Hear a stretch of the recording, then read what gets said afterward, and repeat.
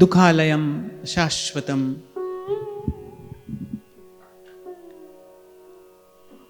ऐसा कुछ कहते सुनाई पड़ते हैं शास्त्र के वाक्य इस संसार के लिए।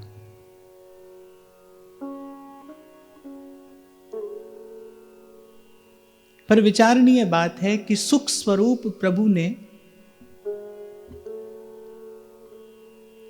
क्या केवल मात्र जीव को दुख और पीड़ा प्रदान करने के लिए इस दुख रूप संसार की रचना की? महज्जनों ने बहुत विचार किया है इस पर। जिसकी बुद्धि की जहां तक सामर्थ्य है उसने समाधान भी किया, लेकिन सबने चिंतन किया। एक और हमारे वेदांत की धारा कहती है कि इस संसार की रचना में अभिन्न निमित्त उपादान कारण जो है वो भगवान ही है। भगवान से ही संसार की रचना है, और रचना करने वाला कौन हो सकता है? सुख स्वरूप प्रभु ने इस संसार की रचना ऐसी क्यों की कि स्वयं कहा दुखालयम अशाश्वतम, संतों ने कहा नानक दुखिया सब संसार। आखिर ऐसा क्यों? पर भक्ति की दृष्टि से देखो तो एक उत्तर मिलता है, और संतोषजनक उत्तर मिलता है कि ऐसा क्यों रचा प्रभु ने संसार कि दुख में भी दुख और सुख में भी दुख। तभी दुखालयम कहा। अगर सुख दुख दोनों होते तो दुखालयम कहना उचित नहीं है। केवल दुख है इसीलिए दुखालयम कहा। सुख में भी दुख है, दुख में तो दुख है ही। किस लिए? ताकि इस अपूर्ण सुख दुख से जीव उपरत होकर सच्चे सुख की खोज करना तो आरंभ करे।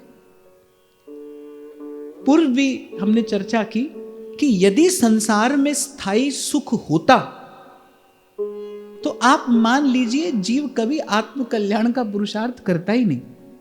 यहां से ठोकर खाकर ही तो मन मुड़ता है। बड़े बड़े भगवत साक्षात्कार संपन्न महानुभावों के जीवन में ऐसा दर्शन होता है।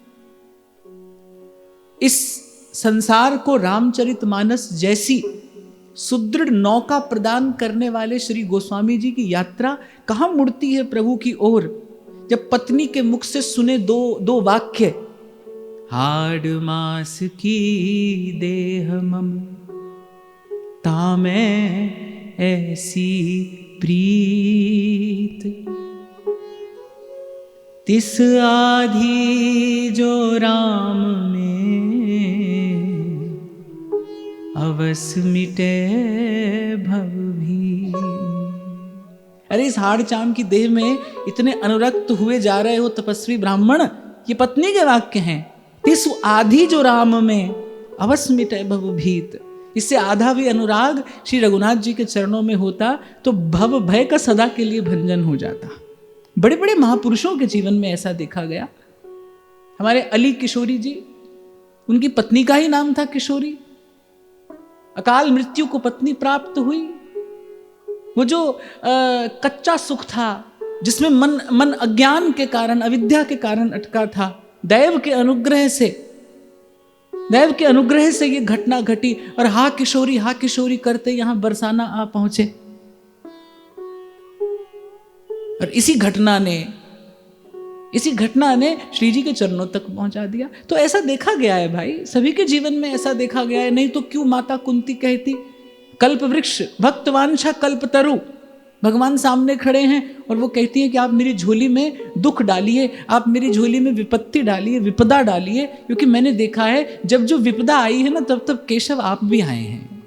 जब जब संपत्ति आई है तब तब आपकी विस्मृति हुई है, और जब जो विपत्ति आई है तब तब उसके निवारणार्थ आप भी आए हैं। और पहले भी मैंने सुनाया था ये भाव आपको, मुझे बहुत प्रिय है। स्वामी श्री शरणानंद जी महाराज का ये वाक्य कि मैं अपनी जीवन यात्रा में उपयोग में आने वाले जड़ पदार्थ से लेकर और प्रत्येक प्राणी का ऋण चुका सकता हूं, लेकिन मैं अपने जीवन में आने वाले इस दुख का ऋण नहीं चुका सकता जिसने मुझे दुख हारी भगवान से मिला दिया। क्यों रचना की रचनाकार ने ऐसी, ताकि कभी जीव इससे उपरत होकर उस पूर्ण सुख की आशा तो करे, उस पूर्ण सुख की आशा तो जगे। बार बार जब यहां असफल होगा, बार बार जब यहां से निराश हताश होगा, जब ठोकर खाएगा, कभी तो विचार करेगा। जैसे कोई व्यक्ति बड़ी गहरी नींद में सोता है, वो केवल आवाज देने से नहीं उठता, वो केवल आवाज देने से नहीं उठता, उसको झटक कर उठाना पड़ता है, उस पर बल प्रयोग करना पड़ता है उसे निद्रा से जगाने के लिए। ऐसे ही मोह निशा सब सोवन हारा, और ऐसी प्रगाढ़ निद्रा में जीव सोया है, थोड़ा बल प्रयोग करते हैं प्रभु उसे इस मोह निद्रा से जगाने के लिए। ये जो मोह की सुषुप्ति है बड़ी प्रगाढ़ है, और इसी सुषुप्ति के कारण वो अपनी आत्मा का स्वर नहीं सुन पाता। और एक पुस्तक में कहीं मैंने पढ़ा था कि जब आप नहीं सुनते आत्मा का स्वर और आप करते चले जाते हैं वो जो आपको नहीं करना चाहिए। मुझसे कोई पूछे ना पाप की परिभाषा क्या है, बस अपनी आत्मा को, अपनी आत्मा के स्वर को न सुन पाने के कारण जो आप करते हैं, बस वही पाप है। वरना अंतर्यामी तो चेताता है समय समय पर, लेकिन जब आप उस स्वर की अनदेखी अवहेलना, उसे अनसुना कर देते हैं, फिर क्या होता है, वो स्वर धीरे धीरे मंद पड़ना आरंभ हो जाता है, और एक दिन आत्मा सो जाती है। और आत्मा की निद्रा कई जन्म की भी हो सकती है, जन्म जन्म सोई रहती है। फिर वो आत्मा, फिर प्रभु कृपा करते हैं, फिर कोई समर्थ महापुरुष आता है, उसकी वाणी कान में पड़ती है, वंदऊ गुरुपद कंज कृपा सिंधु नर रूप हरि, महामोह तम पुंज जासु वचन रवि करहि कर। पर भक्ति का आधार मिल जाए भाई, तो ये केवल मन रखने के लिए या समय व्यतीत करने के लिए कहने वाली बात नहीं है, ये सत्य है, ये महापुरुषों के जीवन का अनुभव है, ये भक्तों के जीवन से प्रमाणित होता है कि भक्ति का आधार मिल जाए तो जीव सुख दुख से पार हो जाता है। और प्रभु जिस पर महती कृपा करते हैं, जिस पर विशिष्ट अनुग्रह होता है, वही कहीं जीवन धारा में बहता बहता इस घाट पर आकर पहुंचता है। बस कुछ ऐसा ही द्रौपदी के जीवन में घट रहा है। बार बार जब ठोकर लगी, बार बार जब निराश हुई, तो मन में विचार किया कि अरे वर्षों पहले श्री कृष्ण के चरणों में, उन सुर मुनि दुर्लभ चरणों में मैंने अपना हृदय निवेदन कर दिया था, अपना आत्मसमर्पण कर दिया था, पर मेरे समर्पण में खोट ही तो रहा। समर्पण कर देने के बाद भी मैं अपने सुख का विचार करती रही, समर्पण कर देने के बाद भी अपने सुख की चिंता करती रही। यहां बोली सखी का एक वाक्य मुझे कहना है, वो कहती हैं, अरे राजी रहो हंसो ही मुख छवि, नहीं तुम सो कछु चाहिए, जी देकर जी के सुख दुख की चर्चा किस मुख कहिए। जब हृदय तुम्हें दिया, फिर उस हृदय के सुख दुख की वार्ता तुमसे क्या करनी और क्यों करनी।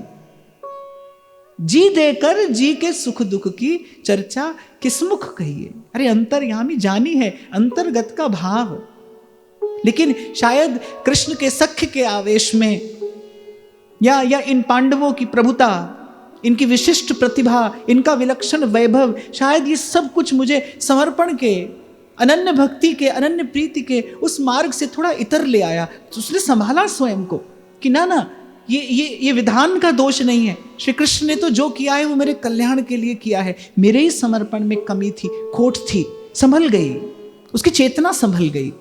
और कहते हैं जैसे ही समर्पण का भाव पुनः स्थिर हुआ, जैसे ही समर्पण के भाव में दृढ़ हुई याज्ञसेनी, देखा कि वस्तुतः जीवन सुख दुख से पार की कोई चीज है। और एक और बात मैं आपको निवेदन करूं, क्यों कबीर कहता है ना, मरे बहिर्मुख साधु जीवे और भर भर नाम रसायन पीवे, हम ना मरे अब मरी है संसारा, हमको मिला जियावन हारा। क्यों कहते हैं कबीर कि वस्तुतः तो गुरु की कृपा से जब ज्ञान होता है ना, जीवन का आरंभ ही तभी होता है। इसीलिए हमारे यहाँ कहते हैं भाई वास्तविक जन्म तो गुरु के चरणों में समर्पण के बाद होता है।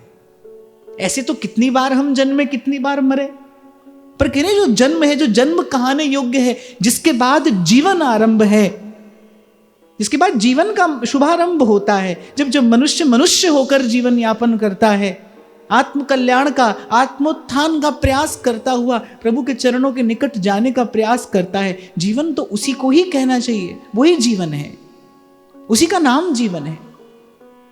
जैसे विगत दिनों चर्चा में मैंने कहा ना कि प्रेम के जैसे दिखने वाले बहुत भाव हैं, मनुष्य के जैसे दिखने वाले बहुत प्राणी आपको यहाँ मिल जाएंगे जो मनुष्य के जैसे दिखते भरे हैं पर मनुष्य नहीं है। ऐसे ही कहने को जीवन सबके पास है, पर जीवन को जीना ये तो गुरु के चरणों की शरणागति के पश्चात ही होता है। जब मन का संशय भागा, तभी कबीर ने कहा अब हमको मिला जियावन हारा, हम ना मरे मरी है संसार। देखो जब तक गुरु न मिले तब तक जीव जन्मता है और मरता है, और गुरु के चरणों में मस्तक रखने के बाद कोई ऐसी जीवनी जड़ी गुरु प्रदान करता है कि उसका पान कर लेने वाला कहता है साचे गुरु का बाल का मरे न मारा जा। साचे गुरु का बाल का मरे न मारा जाए। संभल गई याज्ञसेनी, अब जीवन कुछ और हो गया, जीवन में स्थिरता आ गई, जीवन में कुछ गांभीर्य आ गया। अब वो छोटी छोटी बातें, अब वो छोटी छोटी सी बातें, वो हल्की फुल्की सी घटनाएं और अंतर में क्षोभ पैदा नहीं करती। जीवन में एक स्थिरता आ गई, एक गंभीरता आ गई। भरतवंश की साम्राज्य के पद पर अभिषिक्त हुई हैं चक्रवर्ती सम्राट महाराजा युधिष्ठिर और भरतवंश की साम्राज्ञी द्रौपदी। श्री कृष्ण को अपने प्रेम का, अपने भाव का, अपनी प्रीति का ऋणी बनाकर भेजा। द्वारिकाधीश द्वारिका पधारे और यहां घट गई कुछ ऐसी घटना उस राजसूय यज्ञ के समय। शायद कुछ अनुचित सी बात द्रौपदी ने दुर्योधन के लिए कह दी। क्या कहा इसके विषय में अनेक बातें सुनने को मिलती हैं, पर कुछ अनुचित सा कह दिया। और महापुरुष कहते हैं भाई इसीलिए संतों ने कहा है प्रभुता पाए काए मद नाई। प्रभुता संपत्ति के भय मन इंद्रिन वश होए, ध्रुवदास जी महाराज कहते हैं। पूर्व मैंने आपको कहा था संपत्ति केवल सुमति के साथ ही स्वस्थ है। बस जब सुमति, और सुमति पहले हो संपत्ति बाद में हो, पहले सुमति हो, पहले संस्कार हो। कुछ कह दिया द्रौपदी ने अनुचित सा, और दुर्योधन शठ दुष्ट खल कामी, वो पांडवों का ऐश्वर्य देखकर ईर्ष्या और प्रतिशोध की अग्नि में जलने लगा। अब कौरवों ने विचार किया भाई बल से तो इन्हें जीतना संभव नहीं है, तो नीति का प्रयोग किया, जैसे बल से ना जीता जा सके उसे छल से जीतने का प्रयास करना चाहिए। संसार में तो यही है भाई, छल और बल। संसार में जीव क्या करता है? जो अपने बल से प्राप्त कर सकता है वो बल से पा लेता है, जो छल से प्राप्त कर सकता है वो छल से पा लेता है। संसार में छल बल का ही प्रयोग है जहां देखो। तभी तो हमारे महाप्रभु कहते हैं कि पाए जान जगत में सब जन, कपटी कुटिल कलयुगी टंच। आप जहां तक देखिए इसी का प्रयोग है भाई। संसार में व्यवहार में छल बल का ही दर्शन होता है। तो उसने विचार किया कि भाई अगर बल से नहीं जीत सकते तो क्या हुआ, छल से जीतेंगे। द्यूत का निमंत्रण दिया। अब यहां एक बड़ी विचित्र घटना घटती है, एक बात बड़ी विचारणीय है। धर्मराज, वो धर्मराज हैं, वो धर्म उनका प्राण है, धर्म की सूक्ष्म गति को जानने वाले हैं युधिष्ठिर। पर लेकिन द्यूत की बात जब आती है तब दुर्बल हो जाते हैं। जब द्यूत की बात आती है तो दुर्बल हो जाते हैं। कौरवों ने बताया हमारी ओर से शकुनी खेलेंगे। अच्छा, अपने जीवन का एक एक पग द्वारिकाधीश की आज्ञा पाकर धरने वाले युधिष्ठिर ने कहा कि नहीं, अब की बार बिना ही पूछे जाएंगे। अगर प्रभु ने ना कर दी तो फिर आज्ञा का उल्लंघन करके, आज्ञा का निषेध करके जाना ठीक नहीं होगा। तो श्री कृष्ण से बिना ही पूछे जाएंगे। याज्ञसेनी ने कहा अरे एक बार पूछ तो लेते, एक बार सखा की सम्मति लेनी तो आवश्यक है, क्योंकि कहीं ना कहीं मेरा हृदय अनेक आशंकाओं से भरा है, ये उचित नहीं है। धर्मराज और द्यूत खेलने के लिए इतने आतुर, ये आपके स्वरूप को शोभा नहीं देता। आप चक्रवर्ती सम्राट हैं। यहां एक बात मुझे अपनी ओर से निवेदन करनी है, इसीलिए नारद जी भक्ति सूत्र में कह रहे हैं दुस्संग सर्वथैव त्याज्य, सर्वथैव त्याज्य। गंगा जी का जल भी यदि कोई मदिरा में मिला दे तो सत्पुरुष के धारण करने योग्य नहीं रहता। यद्यपि वो गंगा का जल है, पर उसने अनुचित संग कर लिया है, उसका संग दूषित हो गया है। और एक बात मैं आपको यहाँ और स्पष्ट करना चाहता हूँ, संग केवल व्यक्ति का ही नहीं होता, संग विचार का भी होता है। विचार का अनुचित संग भी कुसंग है। तो ध्यान रखना कि कहीं हम विचार से तो कुसंग नहीं कर रहे। और मुझे तो लगता है कि व्यक्ति के कुसंग से कहीं अधिक भयावह है विचार का कुसंग। हमारे जीवन में वैचारिक कुसंग ना हो जाए, इसीलिए बार बार आपसे निवेदन किया जाता है, एक साधक होने के नाते आपका हमारा अपने जीवन के प्रति ये उत्तरदायित्व बनता है। हम सतत देखते रहे, हमारी दृष्टि रहे, हमारे विचार किस ओर जा रहे हैं, हमारा चिंतन किस ओर जा रहा है, किस दिशा में बढ़ रहा है हमारा चिंतन। मैं कई बार कहता हूँ आपसे, आप बैठे हैं सोच रहे हैं और सोचते सोचते आप कहीं पहुंच जाते हैं और किसी ने पूछा आप क्या कर रहे थे, आपने कहा नहीं कुछ नहीं कर रहे थे। ना आप कर रहे थे, आप विचार कर रहे थे, आप चिंतन कर रहे थे। वो चिंतन यदि पुनः पुनः हुआ, मैं केवल आपको सावधान करने के निमित्त कह रहा हूं, वो चिंतन यदि पुनः पुनः हुआ तो उसका संस्कार हृदय में पड़ेगा, फिर वो संस्कार आपको प्रेरित करेगा उस कार्य को करने की ओर। यही जन्म और मरण का दुष्चक्र है, यही कर्म का बंधन है। इसका मूल क्या है? विचार है। इसलिए विचार से कुसंग ना हो। इसीलिए मैंने आपको पूर्व में एक और बात निवेदन की थी कि बहुत साधन है शास्त्रों पुराणों में, शुद्धि के, साधना के, शोधन के, पर विचार की शुद्धि सत्संग के अतिरिक्त और कोई नहीं करा सकता। कर्म की शुद्धि हो सकती है, पर विचार की शुद्धि बिना सत्संग के नहीं हो सकती, बिना साधु संग के नहीं हो सकती। इसीलिए महापुरुषों ने, अनुभवी महापुरुषों ने प्रभु से ये नहीं कहा हमारे कर्म शुद्ध हों, ये कहा हमारे विचार शुद्ध हों। कर्म विचार से ही जन्म लेता है, उसके मूल में विचार है। तो द्रौपदी ने कहा कि धर्मराज को द्यूत खेलने के लिए ऐसी आतुरता, आप जानते हैं वो कितने छली कपटी हैं। और शकुनी वो तो निष्णात हैं इस छल में, इस कपट में। मेरे हृदय में आशंका उठ रही है, और सबसे बड़ी आशंका इसी कारण है कि धर्मराज जीवन में पहली बार कुछ ऐसा कार्य करने जा रहे हैं जिसे वो श्री कृष्ण से छिपा कर करना चाहते हैं, श्री कृष्ण से दुराकर करना चाहते हैं। आप प्रभु से छिपाना चाहते हैं, इसमें कभी भी मंगल नहीं हो सकता, कभी भी मंगल नहीं हो सकता। अगर केवल इतनी सी बात जीवन में आ जाए ना कि प्रभु हमें देख रहे हैं, आप जीवन में कितने अनर्थों से बच जाएं। पाप तो भाई प्रभु से छुपा कर ही होता है। जीव अपनी ओछी बुद्धि से यही समझता है कि कोई नहीं देख रहा है, छिप कर लिया मैंने, अब इसे कोई नहीं देखेगा, अब इसे कोई नहीं जानेगा। और इसके बाद एक मूर्खता और करता है, उस पाप को छिपाता है, और पाप को जितना छिपाओ पाप उतना बढ़ जाता है, वो उतना बढ़ता है। रोग के जैसा ही तो है ना, रोग को आप जितना छिपाएंगे रोग उतना बढ़ेगा, ऐसे ही पाप है। तो मुझे तो ऐसा लगता है प्रभु से छिपा कर कुछ करने की वृत्ति ही तो पाप को जन्म देती है। इसलिए हमारे महापुरुष कहते हैं जो भी किया जाए वो भगवत प्रीत्यर्थ किया जाए, भगवत प्रसन्नता के निमित्त किया जाए। तो द्रौपदी ने कहा कि मुझे कहीं इसमें अमंगल की आशंका है, ये उचित नहीं है। धर्मराज ने अनेकों तर्क दे दिए। तो ऐसा आचरण अपेक्षित नहीं था धर्मराज से। सब ठीक है, आपकी द्यूत खेलने में रुचि है, सो भी मैं जानती हूं, पर श्री कृष्ण से दुराव उचित नहीं है। आप कुछ भी करिए, पर ये जो श्री कृष्ण से लुक छिप कर आप जाना चाहते हैं, ये मुझे अनिष्ट कारक प्रतीत होता है। सखा से सम्मति अवश्य ले लीजिए। पर महाराज युधिष्ठिर ने अनेक तर्क उपस्थित कर दिए, और ऐसा ही है भाई मानव मन। कल भी मैंने आपको निवेदन किया था, दुख से बचने का असफल प्रयास और सुख को बांध के रखने की निष्फल चेष्टा, यही तो मानव मन जीवन भर करता है, बस अपनी अनुकूलता खोजता हुआ। देखो भाप, मैं आपको बड़ी विनम्रता पूर्वक ये निवेदन कर रहा हूं, हम बहुत प्रयास करते हैं सत्य को अपने पक्ष में ले आने का, पर ये निष्फल प्रयास है।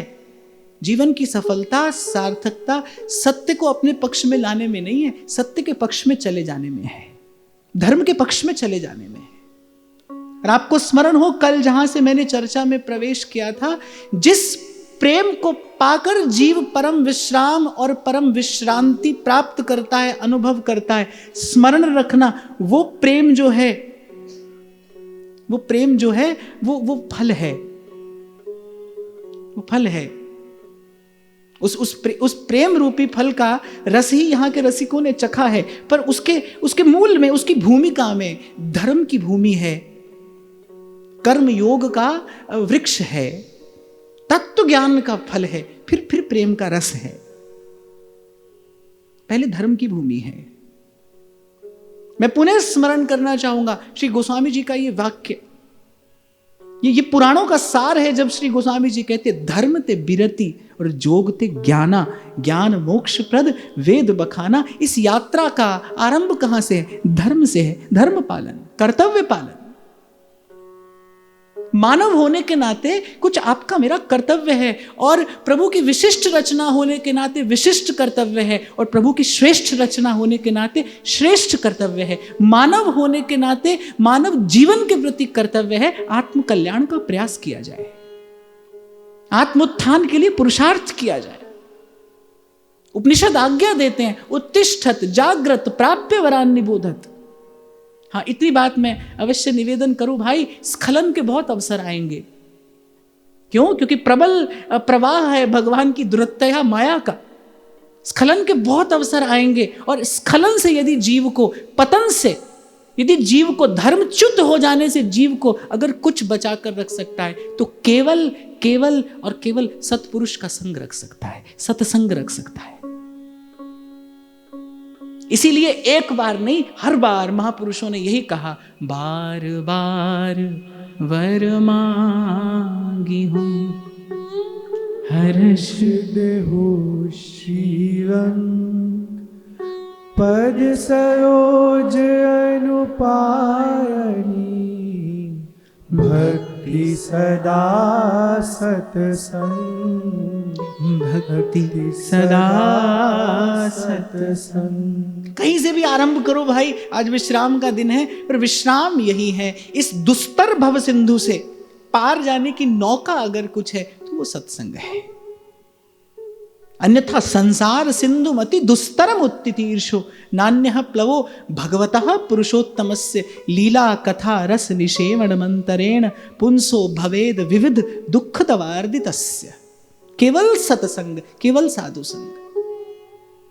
कहीं कुसंग हो रहा है धर्मराज से। ये बात मैंने इसलिए निवेदन की कि यदि सत्संग में नहीं हो तो जान लेना कुसंग में ही हो। कहीं कुसंग हो रहा है, और मैंने जैसा कहा कि भाई व्यक्ति के संग से कहीं अधिक भयावह है कुविचार का संग। वैचारिक कुसंग ना हो हमारे जीवन में, नहीं तो ये 3 हाथ की भीत तन और हरि दर्शन में आड़। हमारे सुधर्म बोधनीकार तो कहते, बोले बड़ो कुसंग शरीर निज। अरे अपना ही मन सबसे बड़े कुसंग का कारण है। अपने ही संग रहने से सबसे बड़ा कुसंग हो जाता है। जब जीव स्वार्थ के सुख का चिंतन करता है, तब तक कुसंग ही कर रहा है भाई, कुसंग ही है वो। पर धर्मराज नहीं माने, जाने कैसे कैसे तर्क दे दिए याज्ञसेनी को, पति की आज्ञा में है। और मैं तो कहता हूं अब कृष्णा के जीवन में, अब द्रौपदी के जीवन में एक स्थिरता, गंभीरता आ गई है। वो जानती है कि कृष्ण के विधान के बिना कुछ नहीं होगा। जो है वो कृष्ण की इच्छा में है, जो है वो कृष्ण की इच्छा से है। और जैसा मैंने कहा ना कि समर्पित के जीवन में न सुख रहता है, न दुख रहता है, न सुख का लोभ रहता है, न दुख की चिंता रहती है। उसके जीवन में प्रश्न समाप्त हो जाते हैं, उसके जीवन में द्वंद्व समाप्त हो जाते हैं। तो द्रौपदी के जीवन में अब द्वंद्व समाप्त प्राय हैं। प्रभु का विधान मानकर चल दी। और कहते हैं कि जिस दिन द्यूत की रचना हुई, उस दिन वो रजस्वला थी, एकाकी हस्तिनापुर के महल में एकाकी पड़ी।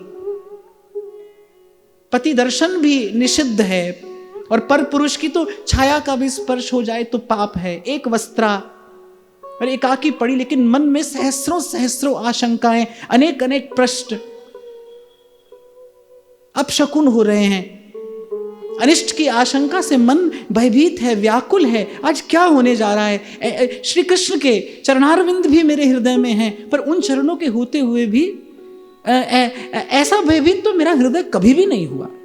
विषण्ण मना और हस्तिनापुर के उस राज प्रासाद के अतिथि गृह में एकाकी पड़ी, किसी की छाया भी मुझ पर न पड़ जाए, मेरी छाया किसी पर न पड़े। लेकिन एक सखी नितंबिनी और दूसरी थी माया, जिसे श्री कृष्ण ने विवाह के समय द्रौपदी के संग कर दिया था और कहा था कि ये मेरी नित्य सहचरी है। माया ये अब सदा तुम्हारे संग रहेगी, तुम्हारे साथ रहेगी, ये तुम्हारे मनोभावों को अपनी चतुराई, अपने कौशल से मुझ तक पहुंचाती रहेगी। बार बार पूछती है द्रौपदी माया से, अरे खबर तो ला कि द्यूत सभा में क्या हो रहा है। मेरा मन बड़ा भयभीत है, मेरा आकुल है, व्याकुल है। मैं कहीं भी एक क्षण के लिए विश्राम नहीं पा रही हूं। जल बिन मीन की सी गति द्रौपदी की। और वही हुआ जिसकी आशंका थी। निर्मल हृदय को प्रकृति के संकेत समझ में आते हैं। जिस हृदय में विचारों का शोर नहीं होता ना, जिस हृदय में विचारों की ऊहा पोह नहीं होती, वो सुन पाता है प्रकृति का स्वर, वो सुन पाता है प्रकृति का संगीत, वो समझ पाता है प्रकृति का संकेत। बहती हवा, जल की धारा, पक्षियों की चहचहाहट, सूर्य चंद्रमा, ये सब संकेत देते हैं मनुष्य को। पर दुर्भाग्य मनुष्य का कि अपने उन आधे अधूरे त्रुटिपूर्ण विचारों की ऊहापोह में पड़ा मनुष्य उन विचारों को समझ नहीं पाता, उन संकेतों को सुन नहीं पाता। और बस इसी अनिष्ट की आशंका से मन भयभीत हुआ जा रहा है। और इतने में आकर प्रतिहारी कहता है कि धर्मराज ने आपको इसी समय सभा में उपस्थित होने का आदेश दिया है। एक प्रतिहारी और भरतवंश की साम्राज्ञी को ऐसी बात कहे, ऐसा असंभव है। पट की ओट से बड़े रोषपूर्ण स्वर में, वो भरतवंश की साम्राज्ञी है, सूर्य चंद्रमा की दृष्टि भी उस पर उसकी आज्ञा के बिना नहीं पड़ सकती। यदि वो न चाहे तो पवन भी उसका स्पर्श नहीं कर सकती। और ये एक प्रतिहारी और मुझसे आकर कहता है कि इसी समय आप राजसभा में, आप द्यूत सभा में उपस्थित हो। एक बार तो मन किया कि ये पट हटाऊं और इसी समय इसको अपनी क्रोधाग्नि में भस्म कर दूं, पर विचार किया अरे ये निरीह दूत है, ये तो संदेश मात्र लाया है। द्रौपदी ने बड़े कड़े स्वर में कहा, ऐसी आज्ञा मेरे लिए क्यों, ऐसी आज्ञा मेरे लिए क्यों। उस बेचारे प्रतिहारी ने मुख नत किए और बड़े कांपते स्वर में कहा कि धर्मराज, अपनी सारी स्थावर जंगम संपत्ति, अपना समस्त वैभव, अपने अस्त्र शस्त्र, अपने चारों अनुज और आपको द्यूत सभा में हार बैठे। कहते जैसे ही कान में ये बात पड़ी तो क्रोध से जल उठी। वो याज्ञसेनी है, वो यज्ञ संभूता है। और एक स्त्री के पास सबसे बड़ा बल होता है उसके सतीत्व का बल, जिसके सन्मुख देवता भी नत होने को बाध्य हो जाते हैं। और द्रौपदी के पास तो सब बल है। उसके पास अपबल और तपबल भी है, उसके पास योग और ध्यान का बल भी है, उसके पास ज्ञान और बुद्धि का बल भी है, उसके पास विद्या का, शास्त्र का बल भी है, और सबसे बड़ी बात उसके पास गोविंद के चरणारविंद की भक्ति का बल भी है। वो सब बल, वो सारी शक्ति मुखर हो उठी द्रौपदी के रोम रोम से। कहा कि जाओ पूछ कर आओ कि पहले धर्मराज स्वयं को हारे या मुझे हारे। यदि पहले स्वयं को हारे तो उसके बाद मुझे हारने का अधिकार कहां से पाया। अब वो बेचारा निरीह सा प्रतिहारी, वो क्या कहता, वो तो नतमुख किया, कांपता हुआ लौट गया सभा में। और यहां और कहूं क्या अंतर्यामी। आज द्रौपदी ने फिर प्रश्न किया श्री कृष्ण से, क्या मेरे जीवन का ये चरम दुर्योग दिखाने के लिए आपने मुझे ये जीवन और अपना सख्य प्रदान किया था? किसी स्त्री के जीवन में ऐसी घटना घटी होगी? देखिए कहां खड़ी हूं मैं, ये भरतवंश का राजभवन है, कहां बुलाया जा रहा है मुझे, जहां भीष्म और द्रोणाचार्य जैसे आर्यावर्त के श्रेष्ठ महापुरुष बैठे हैं। क्या उस सभा में मुझे इस प्रकार उपस्थित होना होगा? नतमुख किए आंखों से अविरल अश्रुधारा प्रवाहित हो रही है।